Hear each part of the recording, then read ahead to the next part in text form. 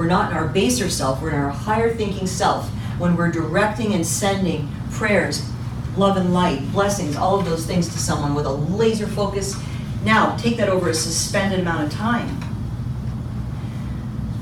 And you've got yourself something really special. Because over a long period of time, the more people that are adding to that and building that, the more thought forms they're putting around that person of protection, or of blessings, or of healing. Now, when I moved around with the shaman people, the shamanic people, I don't know if everybody knows what a shaman is, but they're, I'll say, spiritual group.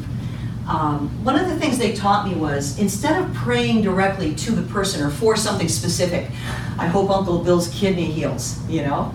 I hope Sarah's baby's safe. I hope, instead of doing that, what they taught me was using music to drum and build vibrations, and then with that laser focus in prayer intention, not in a religious sense, but in a metaphysical sense, you direct those thought forms and energy to that person, and you allow their higher self, just like the TV takes in the energy, and allow their body to organize and use that thought form and energy in every way that it needs to. It has innate intelligence. That person's body knows right where it needs to use those resources. It knows best how to delegate that energy instead of us thinking we do.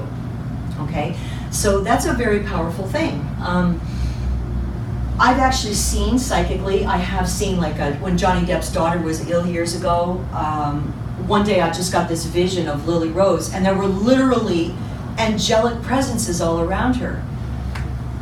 I'm not a big angel person. I mean, some people are just angels, angels, angels. Well, why I believe there is a realm with angels, I don't believe necessarily the same way sometimes, say, an organized religion will think of angels. But I have seen them as thought forms. I have seen healers invoke them. I have seen them be created by masses of people praying for. So there's that part of it too. And then I believe we animate them as well. We keep them going. So these beings are charged and charged and charged. So who knows how many angels are floating around. But that's a great way to work with someone when you're working in the healing end of it. Does anybody so far have any questions? Just kind of because I'm feeling like I'm going a little off here, there, everywhere. Okay. So those kinds of thought forms come from more of our mental mind, right?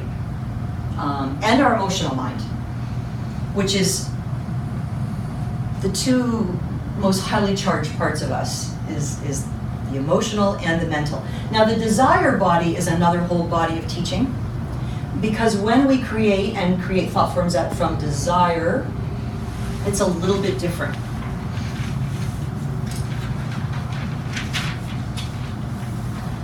Okay. The desire body tends to, I believe, if I remember correctly, create two distinct kinds of thought forms. Because it depends on whether the desire is coming from higher thought or more baser thought. Okay. And also, of course, we can be creating thought forms that can have a very negative connotation. If you're holding a resentment towards someone and it's a constant harboring or anger or rage, and it holds for very long cycles of time. I mean, I have literally seen even myself, this is a true story, where I'm between that sleep state and that awake state, and I've looked up